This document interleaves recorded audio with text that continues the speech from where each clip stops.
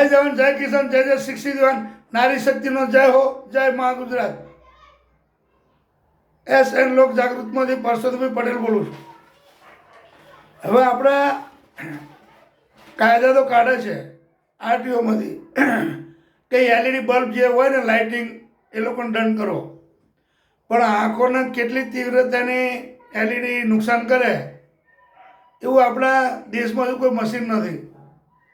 તો એનાથી RTO શું કરી શકશે? કશું જ ના કરી શકે. સરકારે વાહનોની તપાસનો કરેલો પરિપત્ર પર કાગળ ઉપર છે કે ભાઈ આ ના થવું જોઈએ. આટલી લાઇટ જે પડે છે LED એ લાઇટનો ફોક્સ લોકોના આંખ ઉપર આવે અને તકલીફ ઊભી થાય, એક્સિડન્ટ થાય, નુકસાન થાય. તો એ પરિપત્ર આવ્યો, પણ આપણે LEDના આંખોને નુકસાન કરતી હોય એવી કેટલી તીવ્રતાનો LED હોય એની તપાસ કરવી હોય તો કેવી રીતે કરે? તો એનો કોઈ આપણી જોડે મશીનો જ નથી, એવો કોઈ મીટર જ નથી કે જે આ પકડી શકીએ. તો પહેલાં તો કોઈ પણ કાયદો બહાર પાડો ને એના પહેલાં એના વ્યવસ્થા હોવી જોઈએ. કોઈ પણ કાયદો હોય, RTOનો હોય કે હેલ્મેટનો હોય કે અન્ય કોઈ પણ કાયદો હોય, એના કાયદો બહાર પાડો એના પહેલાં એની તૈયારી હોવી જોઈએ કે આપણે કાયદો બહાર પાડો છે તો એના માટે તૈયારી.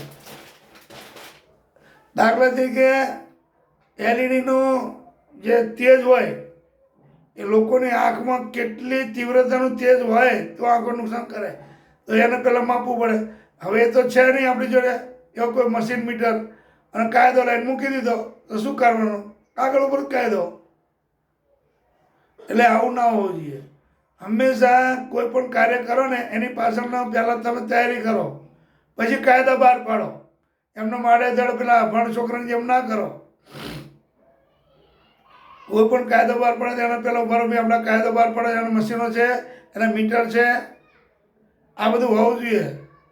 આ પેલું કેવું દારૂબંધીમાં પેલું મોઢામાં કરીને કે આ દારૂ પીધે એમ કરાય, ખાંસી કવડાય, એ બધી વાતો છે. સાચું એ છે કે મશીનો એવા લાવો LED તીવ્રતાને માપી શકે એવા મીટર હોવા જોઈએ, અને પછી કોઈ કાયદા બહાર પાડો.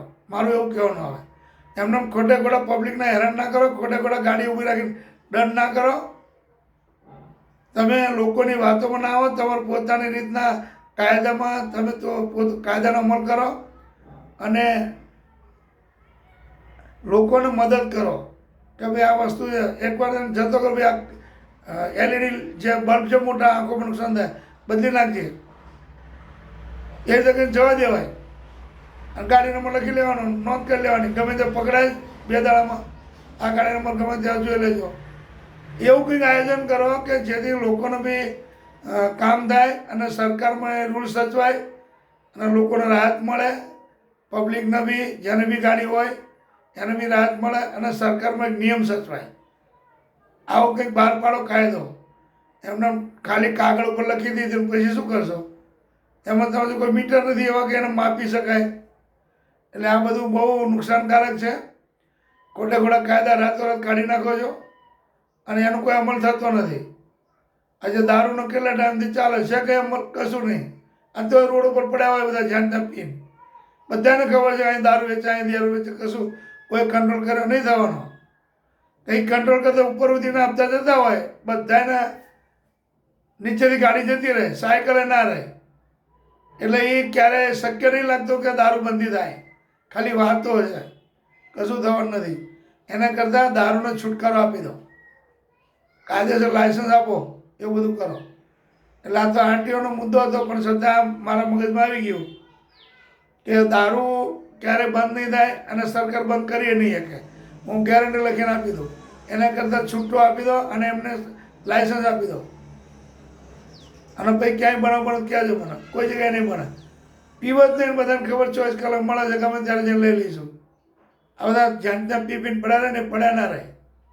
જય જવાન જય કિસાન જય જય શિક્ષિત યુવાન નારી શક્તિનો જય હો જય મા ગુજરાત.